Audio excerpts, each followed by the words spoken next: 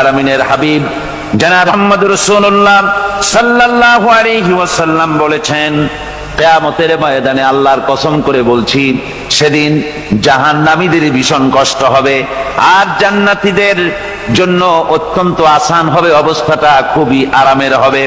নবীজি বলেন, এক ফরজ নামাজ, এক ওয়াক্ত ফরজ নামাজ আদায় করতে যে সময়টুকুন লাগে, কিয়ামতের মাঠের এই সময় এত বড় বিরাট লম্বা সময় জান্নাতীদের জন্য এরকম হালকা হয়ে যাবে। সুবহানাল্লাহ। হযরত আবু সাঈদ খুদরী রাদিয়াল্লাহু তাআলা আনহু হাদিস খানা বর্ণনা করেছেন, এক ওয়াক্ত নামাজ, একটা ফরজ নামাজ পড়তে যতটুকুন সময় লাগে এতটুকুন সময়ের ভেতরে জান্নাতীদের কারবার শেষ হয়ে যাবে। সুবহানাল্লাহ বিহামদি। আর ওদের কারবার তো শেষই হবে না। وَيَوْمَ تَشَقَّقُ السَّمَاءُ بِالْغَمَامِ وَنُزِّلَ الْمَلَائِكَةُ تَنزِيلًا। ওরা ফেরেশতা দেখতে চায়। সেদিন আসমান সমূহ বিদীর্ণ হয়ে মেঘ পুঞ্জ বেরিয়ে আসবে, আত্মপ্রকাশ করবে।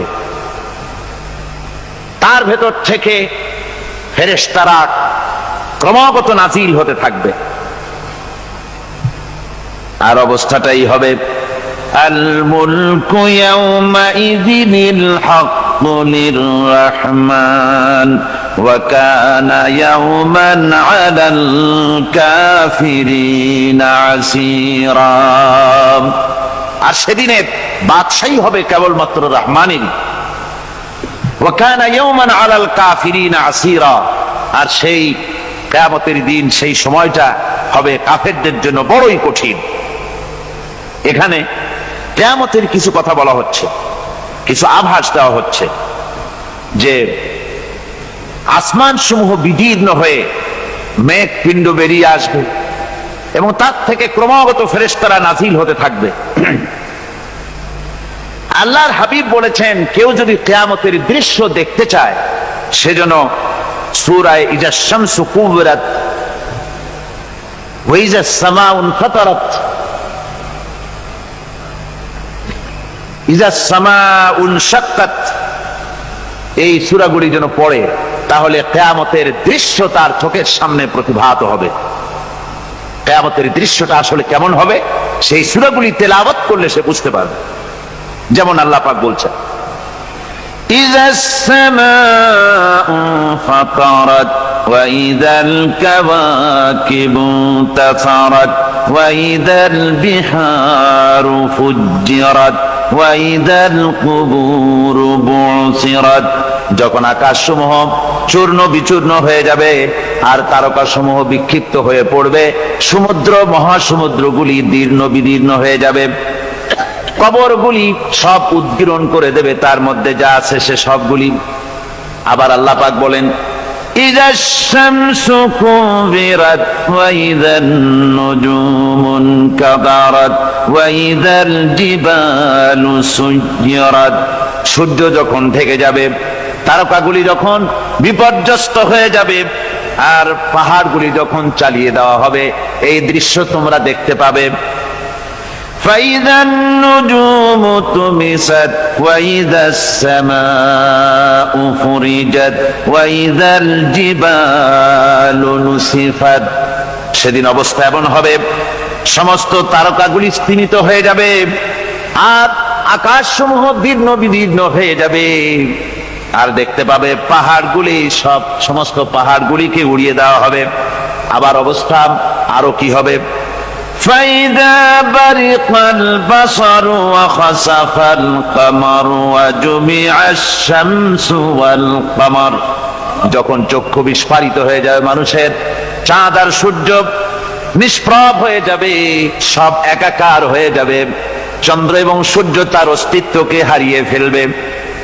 শুধু তাই নয়, ওয়াহুমিলাতিল আরদু ওয়াল জিবালু ফাদুক্কাতা দাক্কাতাও ওয়াহিদা। জমিন ও পাহাড়গুলির মধ্যে সংঘর্ষ লাগিয়ে দেওয়া হবে আর তা এক ধাক্কায় জমিন এবং সমস্ত পাহাড়গুলি চূর্ণ বিচূর্ণ হয়ে যাবে। সুবহানাল্লাহি ওয়া বিহামদিহি। আল্লাহ রাব্বুল আলামিন বলছেন, এইভাবে করে কিয়ামতের দৃশ্য, বিভীষিকাময় দৃশ্য তোমরা দেখতে পাবে। আর সেদিনের রাজত্বটা কার হবে? আল মুলকু ইয়াউমাইযিনিল হাক্কু লির-রাহমান। সেদিনের রাজত্ব হবে কেবলমাত্র রহমানের।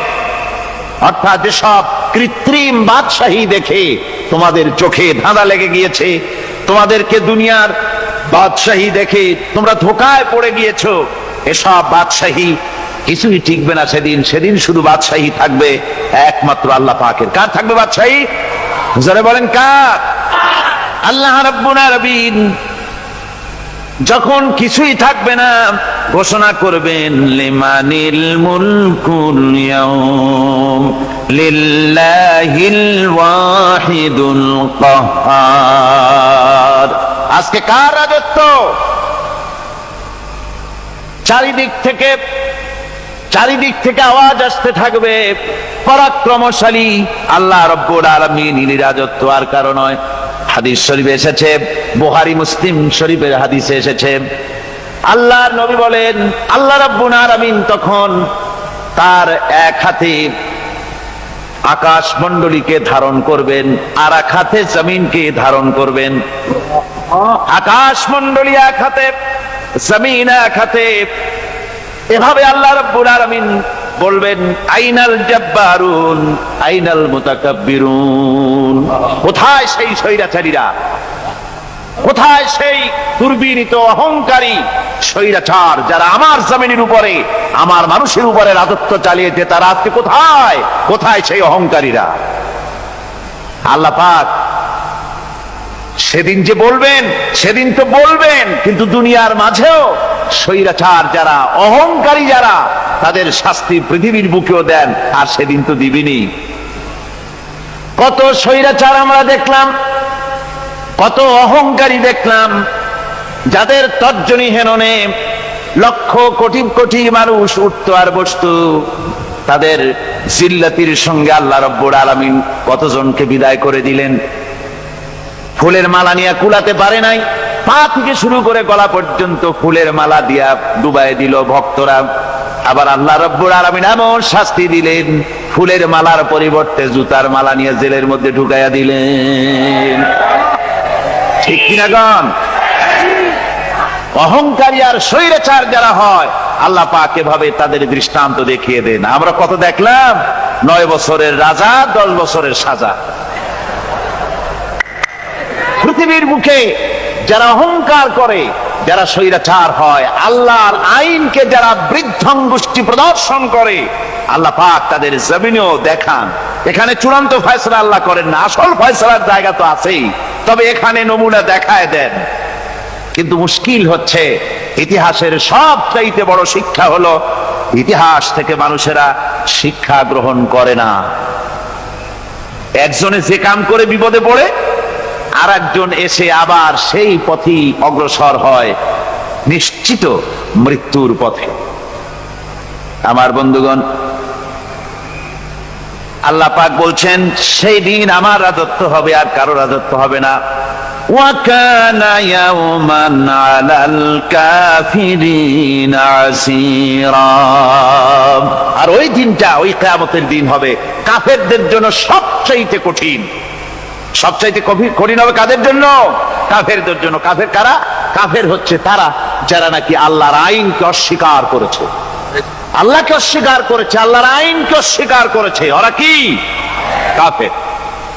কুফর শব্দের অর্থ হচ্ছে গোপন করা।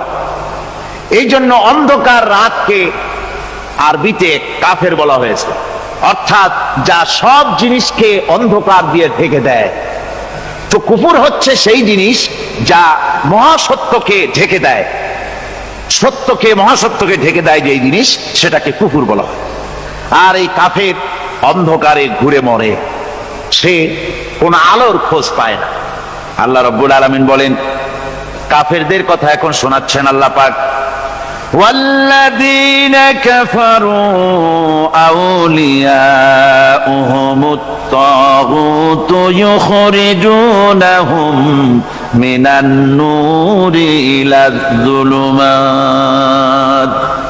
যারা কাফের, যারা কুফরি অবলম্বন করেছে, তাদের সাহায্যকারী আর পৃষ্ঠপোষক হচ্ছে তাগুত।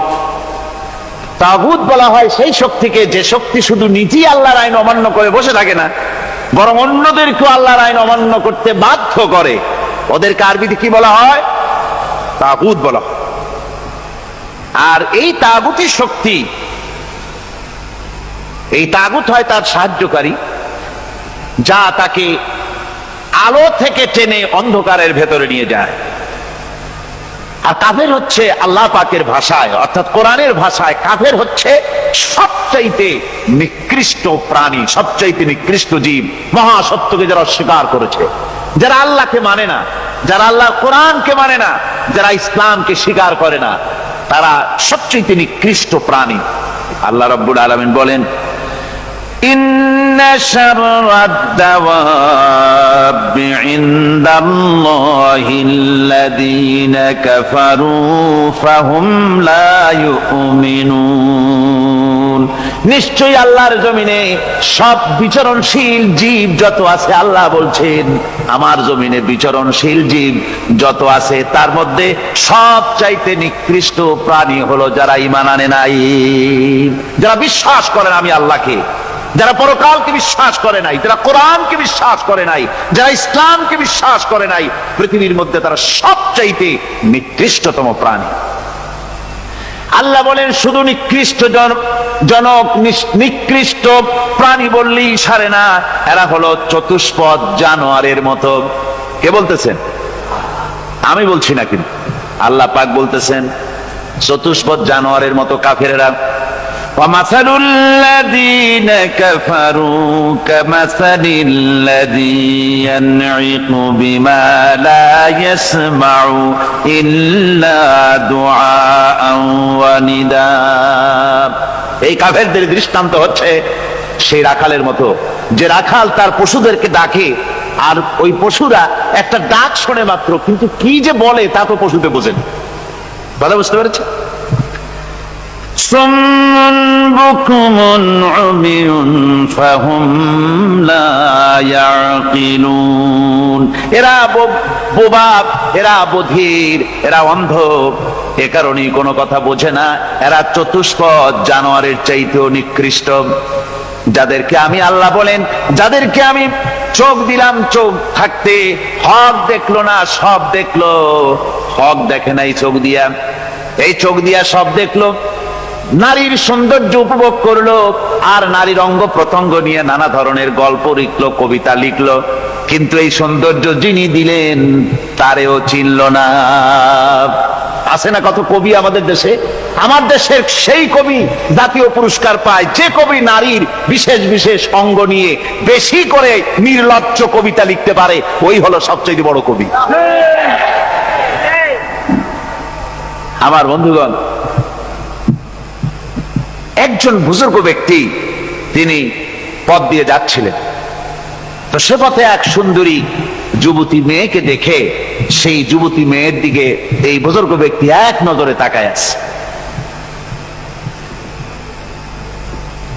তখন এই ঘটনাটাকে কবি এভাবে লিখতেছেন সাজায়, একদা সুখদায়ক প্রমোদা বদন দর্শন করিবম ঝরিল নয়ন, হেসে কহে সে রূপসী সবিস্ময় মন, কহ দেখি মহাশয় কহ কি কারণ, বিষয় বিরাগী তুমি ভুবনে প্রচার, কি হেতু জন্মিল তব মানস বিকার, সামান্য ললনা রূপ করি দর্শন, উচিত না হয় তব অশ্রু বরিশন।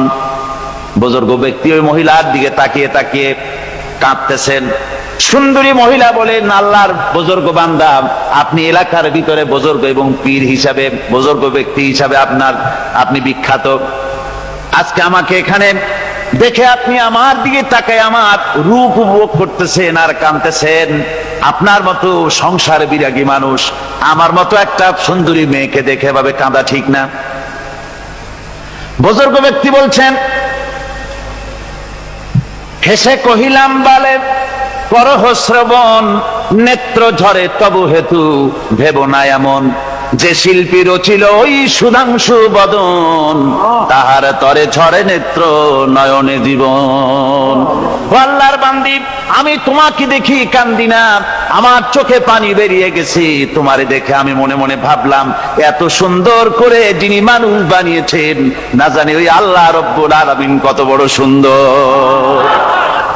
আমার ভাইরা, সুতরাং চোখ থাকতে ওরা আল্লাহ রাব্বুল আলামিনের কুদরত ওরা দেখে নাই, কান থাকতে কোরআনের আওয়াজ ওদের কানের মধ্যে ঢোকে নাই, বিবেক থাকতে আল্লাহর দ্বীনকে বুঝতে পারে নাই, চিন্তা করতে পারে নাই। আল্লাহ রাব্বুল আলামিন বলেন, উলাইকা কাল্লানাম, এরা হলো চতুষ্পদ জানোয়ার, বালহুম আদাল, শুধু জানোয়ার না, জানোয়ারের চাইতেও নিকৃষ্ট। এমনই জানোয়ার, আল্লাহ বলেন শুধু জানোয়ার না, জানোয়ারের মতো শুধু খায় জনমের মতো। والذين كفروا يتمتعون ويأكلون كما تأكل الأنعام। এই কাফেরগুলির কাম শুধু ফুর্তি করা, গান বাজনা, নাটক, গল্প, এই সব কাজ তাদের। নামাজ নাই, রোজা নাই, আল্লাহর চিন্তা নাই, তাহাজ্জুদ নাই, পরহেজগারি নাই, শুধু গান আর নাচ। দেখেন না ফুর্তি। এই যে 1 জানুয়ারি রাত 12টার সময় আমার ঘুম ভেঙে গেল, এই যেখানে আমি ছিলাম, বিকট আওয়াজ। আমি মনে করলাম পাশের বাড়ি বুঝি ডাকাত পড়ছে। পরে বাড়িওয়ালা আমাকে বললেন যে ডাকাত না, বোধহয় এই নিউ ইয়ার সেলিব্রেট হচ্ছে, নতুন বৎসর উদযাপন হচ্ছে, বোমা দিয়ে শহরবাসীর আরামের ঘুম হারাম করে এগুলি করা হচ্ছে। এ তো গেল 1 জানুয়ারি। আর যখন আমাদের নিজেরটা যখন আসে, অর্থাৎ 1 বৈশাখ, তখন দেখছেন অবস্থা 1 বৈশাখে। এবছর আমাদের দেশে 1 বৈশাখে ঢাকায় যে দৃশ্য আমি টিভির মধ্যে দেখলাম, তাতে আমার মনে হয়নি যে 12 কোটি মুসলমানের দেশে রাজধানীতে এই দৃশ্য হচ্ছে। আমার মনে হচ্ছিল এটা বুঝি কলকাতা অথবা অন্য কোনো শহর হবে। আমি দেখলাম সমস্ত যুবক যুবতী, নারী পুরুষ, বিভিন্ন বয়সের লোক সব একসঙ্গে রাস্তায় নেমেছে, নাচতেছে। তার মধ্যে বুদ্ধিজীবী আছে, শিক্ষিত লোক আছে, সমানে নাচতেছে। আর তাদের মুখোশ পরা, বানরের মুখোশ, কুকুরের মুখোশ, শূকরের মুখোশ, ঘোড়ার মুখোশ, পাতি শিয়ালের মুখোশ, এই মুখোশ পরে এভাবে নাচতেছে। আমি চিন্তা করলাম, নববর্ষের সাথে কুত্তার মুখোশের সম্পর্ক কি? নববর্ষের সাথে পাতি শ্রীগালের মুখোশের সম্পর্ক কি? তাহলে ওরা কি বলতে চায় যে আগামী বছরটা আমরা কুত্তার ভূমিকায় অ্যাক্টিং করব, অথবা শ্রীগালের মতো ধূর্তামি করব জাতির সাথে? তারপরে কি করলো? সকাল বেলায় যুবক যুবতী 1 বৈশাখ সূর্য উদয়ের আগে রমনা লেকের পাড়ি গিয়ে সব দাঁড়িয়েছে বাসন্তী রঙের শাড়ি পরে। তারপরে সেখানে দাঁড়িয়ে সূর্য উদয়ের পানে তাকিয়ে সকাল বেলায় ভাবে করজোর করে বলছে, এসো হে নববৈশাখ স্বাগতম হে। নববৈশাখ অলক্ষে বোধহয় এটা শুনে বলতেছে, বাবাজিরা আমারে ডাকতেছো, অপেক্ষা করো আমি আসতেছি। আমারে ডাকতেছো, আমি আসতেছি, কোমরে গামছা বেঁধে আসতেছি, 225 মাইল স্পিডে আসতেছি, 30 ফুট উঁচু জলোচ্ছ্বাস নিয়ে আসতেছি, নববৈশাখের মজা সাত চাকায়। আমার ভাইরা, মুসলমান নববর্ষ উদযাপনের সাথে মুসলমানের কিসের সম্পর্ক? মুসলমান যদি এই দিন উদযাপনই করে, তাহলে তাকে করতে হবে ফজরের নামাজ পড়বে। মুসলমান নববর্ষ উদযাপন করবে, ফজরের নামাজ পড়বে, তারপরে কোরআন শরীফ তেলাওয়াত করবে, দরুদ শরীফ পড়বে, আল্লাহর দরবারে হাত তুলে বলবে, রব্বুনা রাব্বিন, 31 বছর পার করে দিলাম, নাফরমানি ছাড়া কিছুই তো করি নাই, বিগত বছরে যা করেছি মাফ করে দাও, আগামী বছরটা গোটা জাতি আর দেশের জন্য কল্যাণকর মঙ্গলময় করে দাও। এটাই তো বলা উচিত ছিল নাকি বলে? তা না করে, তা না বলে, বৈশাখের পরিচালককে না দেখে সরাসরি বৈশাখকে আহ্বান করা হয়েছে, আর বৈশাখ আহ্বান করার মজা জনমের মতো দেখাই দিয়েছে। আল্লাহ রাব্বুল আলামিন তাই বলেন, কাফেররা তাদের কাজ হলো শুধু খাওয়া, তারা এমন খাওয়া খায় জনমের মতো খায়। ইয়াকুলুনা কামা তাকুলুল আনাম, জানোয়ারে যেমন খায় ওই রকম খায়। তার মানে খায়, একটু বিসমিল্লাহ কয় না, খায়া যখন ছেড়ে দেয় তখন আলহামদুলিল্লাহ বলে না, বাহাত দিয়ে খায়, আবার বাহাত দিয়ে খায়। ডাব একটা কাটলো, বিসমিল্লাহ নাই, খাইলো, 2-4 ঢোক খাইয়া পুরা ডাবটার ফেলাই দিল। ডাবটা কি তোমার বাজান তৈরি করছিল নাকি? একটু বিসমিল্লাহ বললা না, একটু শুকরিয়া আদায় করলাম। আমি গত এই ডিসেম্বর গেল, ডিসেম্বরের 16 তারিখ আমেরিকা থেকে এসেছি। ওখানে দেখলাম তারা প্রতি নভেম্বর মাসের শেষ বৃহস্পতিবার থ্যাঙ্কস গিভিং ডে অবজার্ভ করে। তা আমি জিজ্ঞেস করলাম, থ্যাঙ্কস গিভিং ডে জিনিসটা কি? ওরা বলল, এটা হচ্ছে এই যে গড আমাদেরকে সারা বছর ভালো খাওয়াইছে, আমাদেরকে ভালোভাবে পড়াইছেন, সুন্দর রেখেছেন, এই জন্য আমরা গডকে থ্যাঙ্কস দেই নভেম্বরের এই শেষ দিনটিতে। সারা বছরের ভালো খাইছি, ভালো থাকছি, এই জন্য গভর্নমেন্টকে মানে গডকে থ্যাঙ্কস দিলাম। আমি আমার আলোচনায় সেখানে বললাম যে দেখেন, রাশিয়ার সাথে আমেরিকার পার্থক্য তো এখানে, ওরা গডকে অস্বীকারই করেছে, গডই মানে না। আর এরা গডের নামাজ রোজা বা ইবাদত কিছু করুক আর না করুক, গডের অন্তত একটা ধন্যবাদ দেয়। ওরা ওদের ডলারে লিখেছে, ইন গড উই ট্রাস্ট, প্রত্যেকটা ডলারে লেখা আমরা গডে বিশ্বাস করি। তো শুকর আদায় করলে তো আল্লাহ বাড়িয়ে দিবেন। আল্লাহ রাব্বুল আলামিনের সুন্নাত হলো, শুকর যদি কেউ আদায় করে আল্লাহ বাড়িয়ে দেন। লা ইন শাকারতুম লাযীদান্নাকুম ওয়া লা ইন কাফারতুম ইন্না আযাবী লাশাদীদ। আমার নিয়ামতের শুকর যদি আদায় করো আমি বাড়ায় দেব, আর যদি নিয়ামতের শুকর আদায় না করো তাহলে মস্ত বড় শাস্তি তোমাদের জন্য রেখেছি। তো আমেরিকা শুকর আদায় করে নিজেরা খাইয়া, কিন্তু ওদের জমিন হলো বিশাল জমিন। আমি কয়েকবার গিয়েছি এবং বহু স্টেট সফর করেছি। ওদের জমিন এত ফার্টাইল, জমিনে যদি রীতিমতো তারা ফসল ফলাতো, এই ফসল সারা দুনিয়ার দরিদ্র ভূমুক্ষ জনতাকে খাওয়াইয়া বাঁচাইতে পারত। কিন্তু ওরা তা করে না। ওরা করে কি? ওরা মুনাফার হার, বাজার দর ঠিক রাখার জন্য নির্দিষ্ট পরিমাণ জমিনের ফসল ফলায়, কিন্তু জমিন এতই উর্বর, ওদের মেজারমেন্ট করা, মাপ করা, হিসাব করা ফসল হয় না, ফসল হয় বেশি। তখন বাড়তি ফসলকে তারা প্রতি বছর লক্ষ লক্ষ টন আলু আর গমকে তারা সমুদ্রে নিক্ষেপ করে। তাদের আলু এবং গম সেই সময় তারা নিক্ষেপ করে সমুদ্রে যখন ইথিওপিয়া, সুদানে মানুষ না খেয়ে মরছে। পৃথিবীর বিভিন্ন দেশে মানুষ ক্ষুধার যন্ত্রণায় যখন চিৎকার করছে, আর তাদের এই চিৎকারে আকাশ বাতাস ভারী হয়ে যাচ্ছে, তখন ওরা এই কামটি করছে। তাই আমি ওই প্রথম দিন বলেছিলাম যে রাশিয়া যেমন খান খান হয়েছে, অস্তিত্ব বিলুপ্ত হয়েছে আল্লাহর সাথে নাফরমানি করার কারণে। আপনারা বলতে পারেন কমিউনিজম কি একটা সহজ ব্যাপার? একটা বিরাট শক্তি পৃথিবীর বুকে, কত দেশ তারা ডমিনেট করতেছিল, কোন যুদ্ধ নাই, কোন রক্তপাত নাই, বিনা ধাক্কায়, বিনা বাতাসে, বিনা ঝড়ে বিশাল মহিরুহু চিৎপটাং। এটা হলো কেন? কেন হলো রাশিয়ার এই দশা? আমি লালদিঘির ময়দানে বলে গেছিলাম, আমি চিন্তা করে যেটা পাইছি সেটা হচ্ছে এই, দুনিয়ার সমস্ত মতবাদ আল্লাহকে কোনো না কোনো প্রকারে স্বীকার করে। তার কথা মানুক আর না মানুক, আছে একটা কিছু, এতটুকুন বলে যে আল্লাহ আছেন বা গড আছে বা একটা কিছু আছে। কমিউনিজম, সমাজতন্ত্র হলো পৃথিবীর একমাত্র নিকৃষ্ট মতবাদ, যে মতবাদ সরাসরি আল্লাহকে অস্বীকার করেছে, বলেছে আল্লাহ নাই, দেয়ার ইজ নো গড। তারা ধর্মকে আফিম বলেছে। আল্লাহ পাক তাই কোন যুদ্ধ ছাড়া, কোন মারামারি ছাড়া, কোন রক্তপাত ছাড়া এই বিশাল শক্তিকে উৎকারে উড়িয়ে দিলেন, তুলার মতো হয়ে। গোটা রাশিয়া তুলার মতো হয়ে, পেঁজা তুলা, ধোনা তুলার মতো হয়ে সব উড়ে চলে গিয়েছে। অস্তিত্ব বিলুপ্ত হয়ে গিয়েছে। কিন্তু আমাদের দেশের খুচরা কমিউনিস্টরা এখনো স্বপ্ন দেখে। ওই যে কালকে বলেছি, তারা বলে কলমের খোসা এটা এখনো নষ্ট করা যাবে না, এটা এখনো চালু করা হবে। এখনো চীনে আছে, এখনো কিউবায় আছে।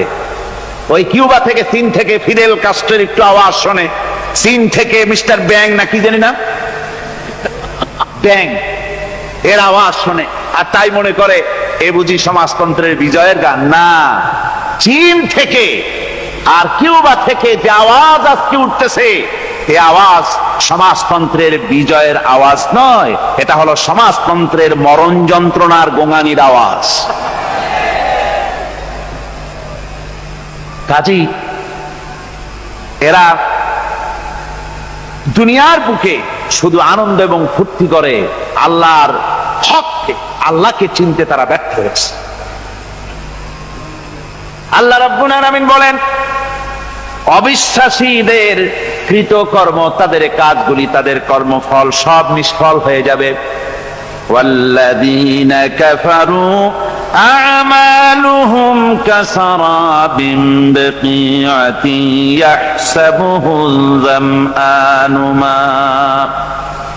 আল্লাহ পাক বলেন, কাফের যারা, অবিশ্বাসী যারা, যারা আমাকে অস্বীকার করেছে, অবিশ্বাস করেছে, তাদের আমলগুলি হলো মরুভূমির মধ্যে মরীচিকার মতো। মরুভূমির মরীচিকা, মানুষ যখন মরুভূমির ভিতর দিয়ে যায়, পানির পিপাসা লাগে, দূরে দেখে পানি চিকচিক করতেছে, আর ওই মরীচিকা যেটাকে সে পানি মনে করেছিল, হাত্তা ইযা জাআহু লাম ইয়াজিদহু শাইআ, যেটাকে সে পানি মনে করে ছুটতেছিল, যখন কাছে গেল, আল্লাহ পাক বলেন কিছুই সেখানে পায় না, শুধু মরীচিকা, বালু আর বালু। এরকম করে যারা আমার দিনকে অস্বীকার করেছে, আমাকে অস্বীকার করেছে, তারা যত ভালো কাজ করুক আর যাই করুক না কেন, তাদের কৃত কর্মগুলি এভাবে সব নিষ্ফল। এ হলো এক কথা। 2 নম্বরের কথা হলো, ওরা মনে করেছিল সমাজতন্ত্র শান্তি দেবে, কমিউনিজম শান্তি দেবে, সোশ্যালিজম শান্তি দেবে, ক্যাপিটালিজম শান্তি দেবে। এই শান্তির চিন্তা করে অগণিত মানুষকে হত্যা করে সমাজতন্ত্রের রাজত্ব যখন কায়েম করলো, 70 বছরও চলে গেল, তারপরে তারা দেখলো হাত্তা ইযা জাআহু লাম ইয়াজিদহু শাইআ, কিচ্ছুই পেল না। তারা ক্ষুধার যন্ত্রণায় মরলো, কাপড় নাই, খাবার নাই। তারা ওই রাশিয়া থেকে, চেকোস্লোভাকিয়া থেকে, যুগোস্লাভিয়া দিয়া, রোমানিয়া থেকে, হাঙ্গেরি এবং পোল্যান্ড আর মঙ্গোলিয়া থেকে, সেখানে সমাজতন্ত্র তাড়াতে আমরা যাই নাই। আমরা সেখানে সমাজতন্ত্রের বিরুদ্ধে তাফসীর করি নাই, ব্যাখ্যা করি নাই, বক্তব্য রাখি নাই। ওই সব দেশ থেকে সমাজতন্ত্র তাড়াইছে কে? কারা তাড়িয়েছে? না না, ওরা নিজেরাই, সেই দেশের জনগণই এটাকে উৎখাত করেছে তাদের জমিন থেকে। আল্লাহ পাক বলছেন, যারা আমার দিনকে, আমার বিধানকে যারা অস্বীকার করবে, তারা এই অস্বীকারী অবস্থায় যদি মৌত হয়, আমার সমাজতন্ত্রী কোনো ভাই যদি এ মাহফিলে থাকেন, কমিউনিস্ট কোনো ভাই যদি এ মাহফিলে থাকেন, তাহলে শুনুন আল্লাহ কি বলতেছেন। আল্লাহ দিনকে, আল্লাহর কোরআন পূর্ণাঙ্গ জীবন বিধান, অর্থনীতি আছে, সমাজনীতি আছে, রাজনীতি আছে, কথা যারা বিশ্বাস করে না, কোরআনকে শুধুমাত্র নামাজ, রোজা, হজ, যাকাত আর বেহেশত দোজখ যারা মনে করে, জীবন ব্যবস্থা মনে করে না, এই অবস্থায় যদি মারা যায়, আল্লাহ রাব্বুল আলামিন বলেন, ইন্নাল্লাযীনা কাফারু ওয়া মাতু ওয়া হুম কুফফারুন উলাইকা আলাইহিম লানাতুল্লাহি ওয়াল মালাইকাতি ওয়ান নাসি আজমাইন। আল্লাহ রাব্বুল আলামিন বলেন, আমাকে অস্বীকার করার অবস্থায়, আমার দ্বীনকে, বিধানকে অস্বীকার করার অবস্থায় যদি মৌত হয়ে যায়, তাহলে আল্লাহ, ফেরেশতা এবং তাম পৃথিবীবাসীর অভিসম্পদ তার উপরে হতে থাকে, লানত হতে থাকে। খালিদিনা ফিহা লা ইউখাফফাফু আনহুমুল আযাবু ওয়া লা হুম ইউনজারুন। এই অভিসম্পদ অবস্থায় তারা সব সময় লিপ্ত থাকবে, না তাদের আযাবকে কমায় দেওয়া হবে, আর না তাদের কোন রকম অবকাশ দেওয়া হবে। এখন আরো মজবুত কথা